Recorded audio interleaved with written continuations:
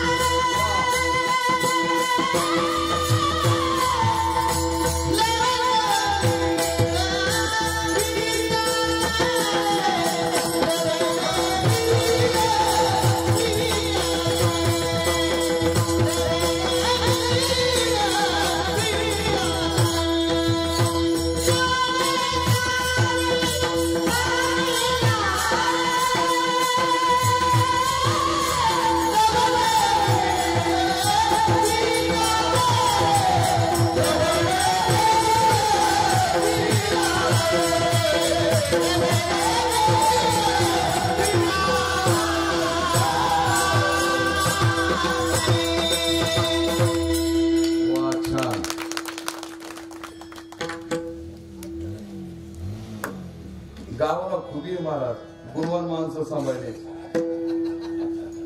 मी आलो मी असा जमलो तो 25 वर्ष व्हायला 5-7 वर्ष झाले 5 वर्ष झाले असतील. पारे महाराज आहेत त्यांची आमच्यासारखे 25 वर्ष जोपर्यंत शक्य होईल तोपर्यंत सर्वांनी त्यांना निमंत्रित करत जा. गरज आहे आपल्याला. मिळून मिसळून वागतात. आणि अलीकडच्या काळामध्ये अशी मंडळी 8 दिवस सांभाळलं इतकं सोपं नाही. जेवढे वर्ष सप्त्याला झाले तेवढं त्या द्यावं लागत आहे. प्रेमास्तव येतात. माझा पंढरपूरचा नुसता निरोप गेला, माझा फोन नाही झाला, पण या आपल्या गावातल्या मंडळीकडून निरोप गेला. लगेच महाराज पंढरीला आले. खूप माझ्यावर त्यांचा ऋणानुबंध आहे मित्रपणाचा. सहज तळपिंपरीला चिमणे महाराज भेटतात. मोठा सप्ताह झाला, पण तिथं चिमणे महाराजाला पारे महाराजांची गरज होती. एक चिमण्याला कळलं नाही, पण पारे महाराज अलगद आमच्या दादांकडून गावकरी मंडळीकडून निरोप गेला आणि आमच्या सप्ताहाचं स्वरूपच बदलून टाकलं. सध्या कीर्तनातलं वातावरण बदलून टाकलं. विठाला विठाला विठाला.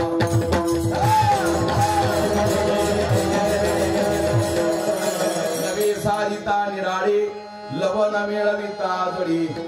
माऊलींची दुसरी ओवी आहे. पाणी बुडवूये मिठाते तो मिठाची पाणी आते देवी आपण तारिणी अद्वैते नाशे भय. अद्वैत बोधावर साधक गेला की त्याच्या अंतःकरणातली भीती नाहीशी होते. 5 पती समोर बसलेले आहेत. सूक्ष्म स्वरूपाचा अभिमान आहे द्रौपदी मातेला. आणि जेव्हा लक्षात आलं की हे सहकार्य करणार नाही, परमात्म्याचा धावा केला. परिणाम झालो निर्भर मानसे.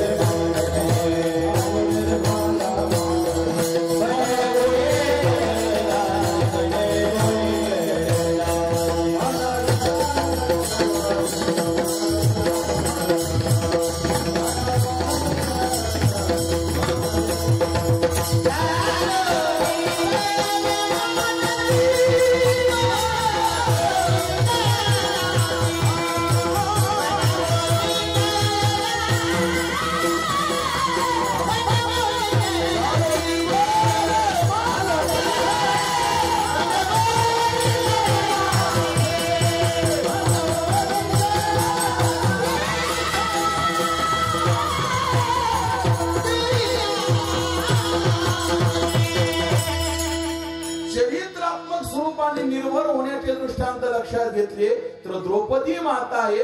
सूक्ष्म स्वरूपाचा अभिमान आहे तो वजा झाला आणि कळालं की देवाशिवाय पर्याय नाही.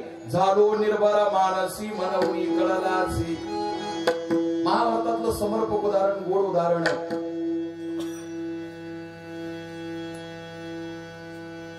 रुक्मिणी आई साहेबांनी ठरवलं एकदा भीमाला आपल्याकडे जेवण्याकरता आणायचं.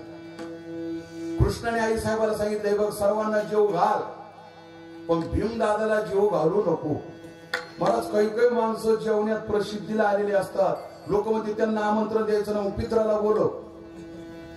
एवढे मोठे पदार्थ केलेले असतात, किती खाऊ द्या, संपायचं काम नाही. भीम कर्मावर कोद राहा. भीमाला जेवढं जेवण द्याल सहजासहजी भीमदादा जेवत असायचे. त्यातही मर्यादा होती. कुंती मातेचा जेवणाचा घास म्हटला की अलगद भीमदादांना ढेकर येत असायचा. आज रुक्मिणी आई साहेबाकडे भीमदादा जेवण केलं आणि भीमाने सांगितलं परमात्म्याला, कृष्णा एक दिवस आमच्याकडे सुद्धा जेवायला यावं लागेल. देवाने होकार दिला. तिथी ठरली, स्वयंपाक सुरू झाला. 5ही भावंड आहेत आणि आता मात्र स्वयंपाक संपूर्ण झाला. सांगितलं भीमा अरे कृष्णाला बोलवण्याकरता जा, तुम्ही स्वयंपाक पूर्ण केला ना, आता ताट तयार करा. द्रौपदी आहेत, कुंती माता आहेत. अहो एकदा तरी कृष्ण परमात्म्याला निरोप द्या. निरोप दिलेला आहे. मला जेवणाचे ताट तयार केले. 4 भावंडांना बसवलं. धर्मराज आहेत, अर्जुन आहेत, नकुल आहेत, सहदेव आहेत.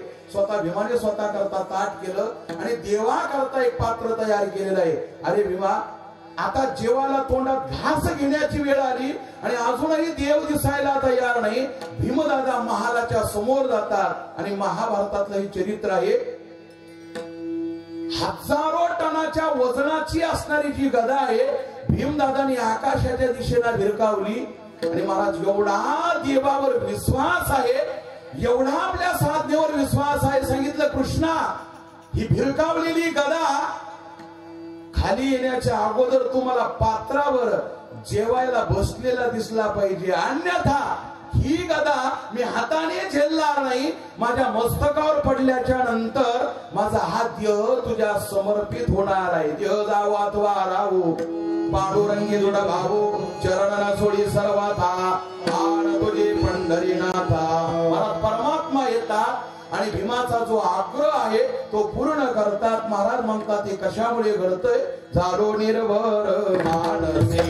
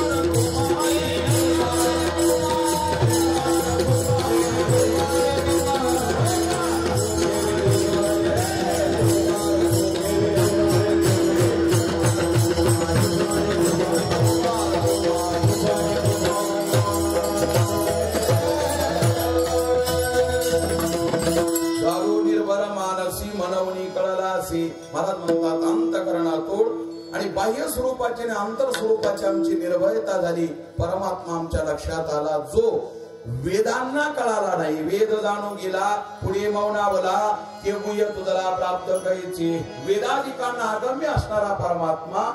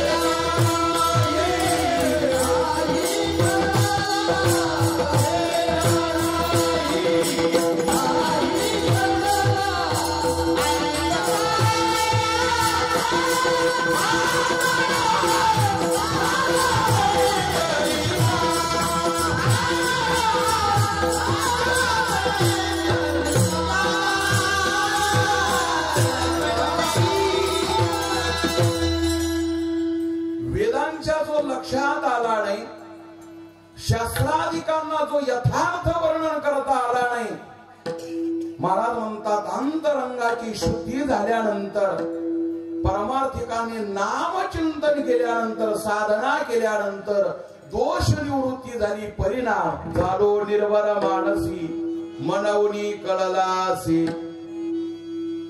देव कळाला. त्या देवाच्या स्वरूपाचं जीवाला अत्यंत सूक्ष्म स्वरूपाचं ज्ञान होत. महाराज म्हणतात बरवे बरवे पंढरपुरा विठोबा रायाचे नगर, विठोबा रायाचे नगर. देवाचं सर्वांगीण ज्ञान निर्भय अवस्थेला प्राप्त झालं आणि आम्ही त्या देवाचे दास आहोत असा तो साधक इतरांना व्यक्त करत असतो. आम्ही ज्याचे दास धन्य आम्ही जन्म आलो, आम्ही दैवाचे दैवाचे दास पंढरी रायाचे. ज्याने स्वतःला आपण देवाचे दास आहोत असं म्हणून घेतलं. महाराज त्याचे 4 लाभ अभंगाच्या दुसऱ्या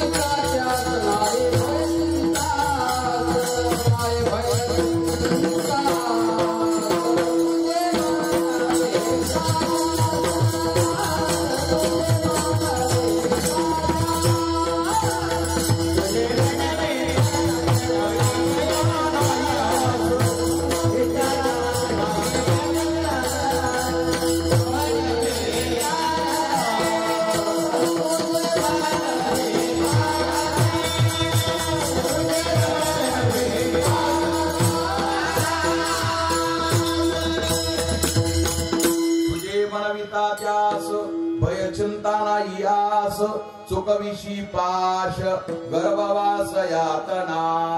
अभंगाचं दुसरं चरण चौकड आहे बरं. 4 प्रकारचा लाभ निर्भर झालेल्या परमार्थिकाच्या जीवनात प्राप्त होतात. भीती, चिंता, कुठल्या प्रकारची अपेक्षा आणि गर्भवासाचं बंधन या परमार्थिकाच्या जीवनातलं नाहीसं होतं. तसं तुकोबराय म्हणतात, हरी आला आता बघ कैची भय चिंता बळ्याचा अंग संग झाला आता. नाही भय चिंता तुका म्हणे उजळले भाग्य आता. अवघी चिंता वारली आवडीने भावे हरिनाम घेशी तुझी चिंता द्यासे. आमा भय चिंता नाही दाग जन्म मरण काही एक म्हणून नाही काही चिंता तुझ लागली सकळ चिंता. विठाला विठाला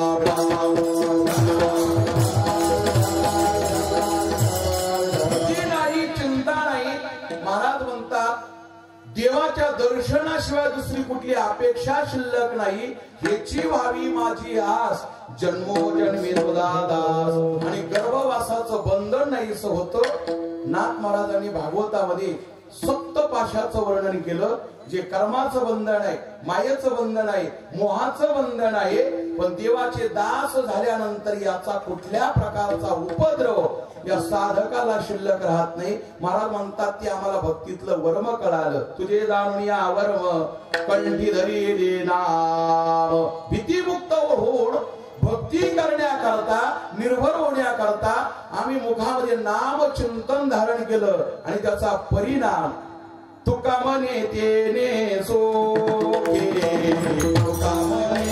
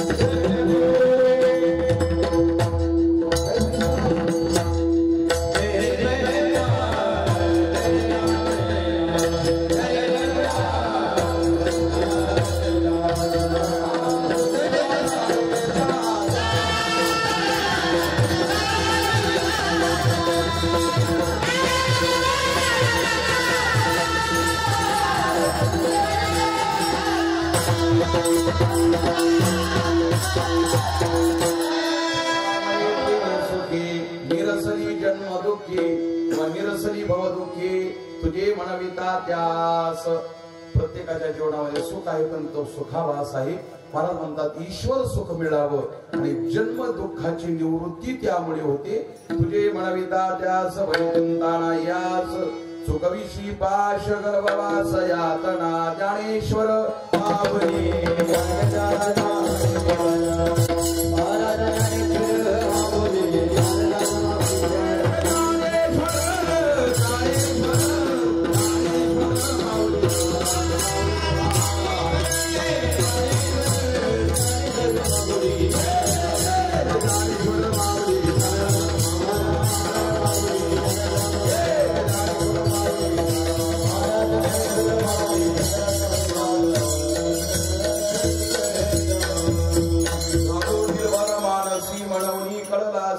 तुझे म्हणविता त्यास भयचिंता नाही यास. असा महाराजांचा 4 चरणाचा अभंग. आपली नियोजित वेळ पूर्ण झालेली आहे. आता रामकथेचं आमच्याकडेच आहे. सर्व मंडळी सुज्ञ आहात. महाराज ही मंडळी आता ज्ञानेश्वर माऊलींचं भजन करत असताना इंद्रायणीच्या घाटाचा अनुभव आल्यासारखा झाला होता. अत्यंत गोड, अत्यंत गोड. गेल्या वर्षी 15-20 मुलं असायची आणि जे हरिपाठाला आलं त्याला फाईन होती गेल्या वर्षी. कधी का कोणी फाईन भरली नाही. यामुळे या वर्षी काय तो नियम नाही पण येत चला. गावाचं वैभव. आता यांच्यामध्ये हरिपाठाला अक्षरशः उड्या मारणं म्हणजे आता आम्हाला जडच झाल्या. टनाटन उड्या हाती दे पोरा. अरे तरुण आहेत 20-20, 22-22, 24 वर्षाचे. मग अशी आम्ही आणि भीमभाऊ तर एकमेकाला धडकायच लागलो धनाधन. भीमभाऊ अंगावरच यायला. आता मी किती गाडी खाली टाकली तर गाडी अंगावरच यायला लागली. आता वय झालं. भीमभाऊचे दोनही मुलं टाळ घेऊन उभे राहतात हरिपाठामध्ये. म्हणजे आज यांची मुलं हरिपाठामध्ये येतात. जवळपास नातवंड सुद्धा टाळ घेऊन येऊ लागलेली आहेत. हे बघा कीर्तनकार मंडळी येत राहतील, जात राहतील. ही जवळची मंडळी आहे, यांना जपत चला. जे गावाकरता वेळ देतात, ज्यांचं गावावर कृपा आहे या मंडळीला जपा. आणि गावातले मुलं घडवणं हा सर्वात मोठा सप्ताहाचा सारांश भाग आहे. रात्री आम्ही अशोकराव होतो. खूप मोठा सप्ताह होता. खूप मंडळी होती पण 5-6 टाळकरी जी बाहेरची होती तेवढीच होती. पुन्हा कोणी 7वा 8वा टाळकरी गावातला नव्हता. आपल्या सप्ताहातलं सर्वात मोठं वैभव आहे की 30 मुलं गळ्यामध्ये टाळ घेऊन उभे राहतात आणि डाव्या बाजूला छोट्या मुली आहेत. आता पहिला टप्पा माझ्या लक्षात होता. आता कोण कोणाचं काही ध्यानात नाही पण या गावावर एवढे परमार्थिक संस्कार आहेत. लहान लहान लेकरं अगदी गळ्यात टाळ घेऊन. पुन्हा त्या पांढऱ्या कपड्यांचा आग्रह आई वडिलांकडे. आजोबाराईंच्या भजनाचा अधिकारी होतो आणि हे सहजासहजी गावामध्ये आपल्याला बाबाजींच्या कृपेला थोर मोठ्या साधूंच्या कृपेला चालू असणारा उत्सव आहे. आता रौप्य महोत्सवाकडे याची वाटचाल आहे. सर्व जुनी मंडळी ज्यांनी इथपर्यंत या सप्ताहाचा प्रवास केला, ज्यामध्ये काही मंडळी वजा झाली, मला नक्कीच दरवर्षी आठवण येते. आमचे पारधी दादा, गोटूचे आजोबा खूप जीव लावायचे. मला बघितलं की त्यांचे डोळे ओरडे यायचे. भाऊ मला बघितलं की. त्यानंतर एक दादा होते बघा आमच्या हरिभाऊंचे वडील. ते एक दादा 2-4 वर्षापूर्वी गेले. आमचे कलाटची साथ करणारे भाऊ आहेत. अगदी गोड. हे बघा परमार्थिक मनामध्ये भावना आहेत आणि ते आपण स्वीकारायचे असतात. आमचे काकाजी समोर बसलेले आहेत. काही काळ सोपान काकांनी रामायण सांगितलं. पण आपले श्री दिनकर मिस्त्री ते सुद्धा काही दिवस रामायण सांगत होते. जोपर्यंत ते होते तोपर्यंत भजनी मंडळीला धाकच नव्हता. वेळेचा, हरिपाठाचा, रामायणाचा जसा भाव सुचेल तसं नाथांची ती सेवा करायची. आणि बघता बघता 5-6 वर्षापासून 4 वर्षापासून रामायणाची सेवा. या गावातल्या हरिपाठा जरी टाळ घेतला तरी सप्ताहाला येऊन जाण्याचं माझं मनातलं समाधान आहे. तुम्ही तर कीर्तन रामायण देतात. आमचे दादा असलेली सर्व मंडळी आहेत. या सर्वांच्या सहकार्याने झालेली सेवा सुंदर अशी शिष्टबाई. गावांच्या जिव्हाळ्याने जोडलेली ही मंडळी आहे, ज्यामध्ये संतोषजी महाराज पारे आहेत, सुभाषजी महाराज तौर आहेत, आमचे कृष्णा महाराज मुळे आहेत. शक्यतो कीर्तन वाजवणारा मृदंगाचार्य हरिपाठाला नाहीच. आता 80% एनर्जी हरिपाठातच वाजा झाली बाबाची. इकडं पारे महाराजांच्या चाली चालेल चाल चालेल चाल चालेल चाल नाचणारे हापकले वाजवणाऱ्यांना सुद्धा बराचसा वेळ द्यावा लागतो. पण या सर्व भजनी मंडळींचा जिव्हाळा जपत असताना हे सर्व मंडळी या ठिकाणी हजर आहात आणि हाच भक्ती रसाचा एक आनंद आहे, मार्ग आहे. आपण असाच प्रवास करता करता देवापर्यंत आपला सर्वांचा प्रवास व्हावा अशी ईश्वर चरणी प्रार्थना करू.